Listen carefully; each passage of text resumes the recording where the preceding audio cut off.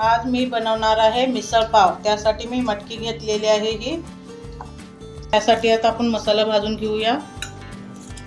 एक पत्ता आहे, 2 ही खडा मसाले आहेत, खसखस आणि शहाजीरा, इलायची आहे ही। या 2 मिनिट चांगले भाजून घ्यायचं आहे। तर तेल टाकायचं आहे।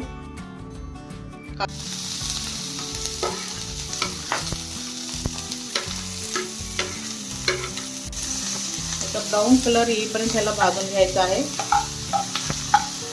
असा कांद्याचा कलर आल्यानंतर त्यामध्ये अद्रक लसूण टाकायचं आहे। याला पण थोडंसं 1 मिनिट परतून घ्यायचं आहे। आता टमाटर टाकून घ्यायचं आहे कट केलेलं। ते पण 1 मिनिट असं परतून घ्यायचं आहे। घ्यायचं आहे ही कढईमध्ये ही कट केलेलं खोबरं आहे ते भाजून घ्यायचं आहे। सुकं खोबरं आहे, रवा टाकायचा आहे। अर्धा चमच बडीशोप आहे ती टाकायची आहे। आता गॅस बंद करायचा आहे।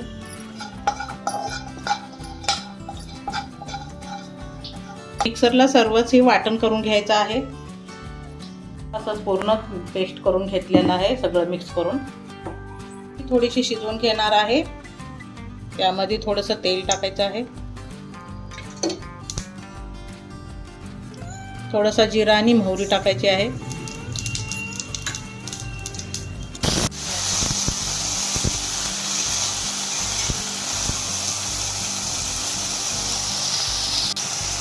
अर्धा चमच हळद, अर्धा चमच नमक,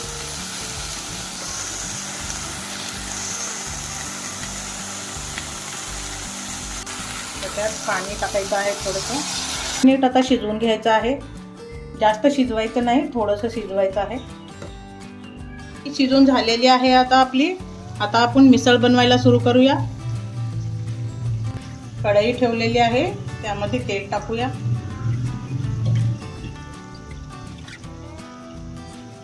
तेल गरम झालेलं आहे, आता वाटण केलेलं आहे ते टाकून घेऊया।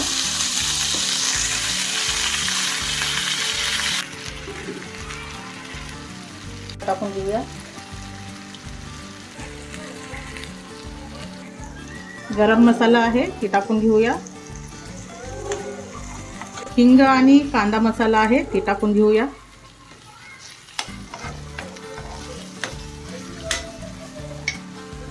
अर्धा चमच नमक, 2 चमच लाल तिखट, अर्धा चमच कसुरी मेथी आहे चोळून घेतलेले ती टाकून घेऊया।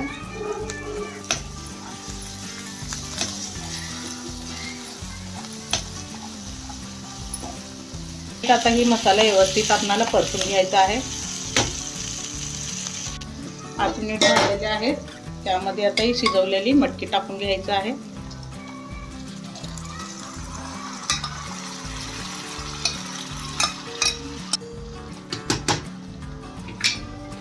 त्यामध्ये तर गरम पाणी केलेलं आहे ते टाकून घ्यायचं आहे।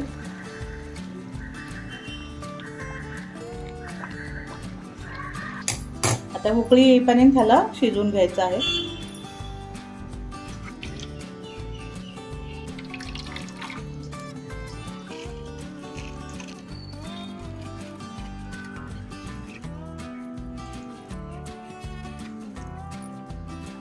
तयार आहे कोल्हापुरी मिसळ पाव। एक वेळेस अशा प्रकारे नक्कीच करून पहा। आवडला असेल तर लाईक करा, शेअर करा, कमेंट करा।